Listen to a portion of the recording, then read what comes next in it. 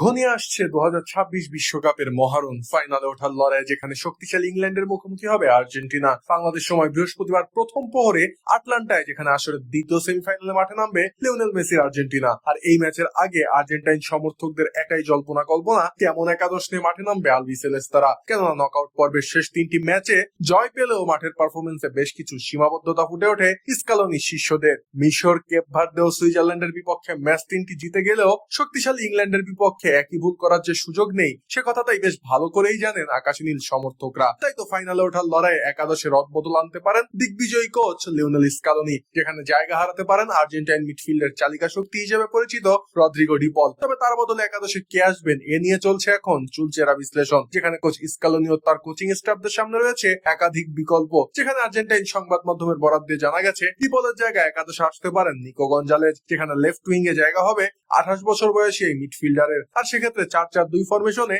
Alexis ম্যাকালিস্টারকে right wing এ খেলাতে চাইবেন Scaloni. এর ফলে মাঠের দুই প্রান্ত দিয়ে আক্রমণে ধার বাড়াতে সক্ষম হবে আলবিসেলেস্তারা, এমনটাই মনে করছেন বিশ্লেষকরা। এর বাইরে জুলিয়ানো সিমিওনেকে নিয়েও বাজি ধরতে পারেন কোচ স্কালোনি। সেক্ষেত্রে ডিপলের স্থলাভিষিক্ত হয়ে বল পায়ে রাইট উইং এই শুরু করতে পারেন অ্যাথলেটিকো মাদ্রিদের এই মিডফিল্ডার। সেক্ষেত্রে ম্যাকালিস্টার লেফট উইং এ আর এনজো ফার্নান্দেজ সেন্টার মিডফিল্ডারের ভূমিকায় থাকবেন। আর ডিফেন্সিভ মিডফিল্ডার হিসেবে রক্ষণ ও মাঝমাঠের মধ্যে সেতুবন্ধন গড়ে তুলবেন লিয়ান্ড্রো পারেদেস। আর মাঝমাঠকে আরো বেশি শক্তিশালী করতে চাইলে ডিপলের পরিবর্তে এজেকিয়েল পালাসিওসকে শুরুর একাদশে অন্তর্ভুক্ত করা হতে পারে। এক্ষেত্রে বেলিংহাম, হ্যারি কেইনদের রাইট উইং দিয়ে আক্রমণ পরিচালনায় বাধা সৃষ্টি করবেন পালাসিওস।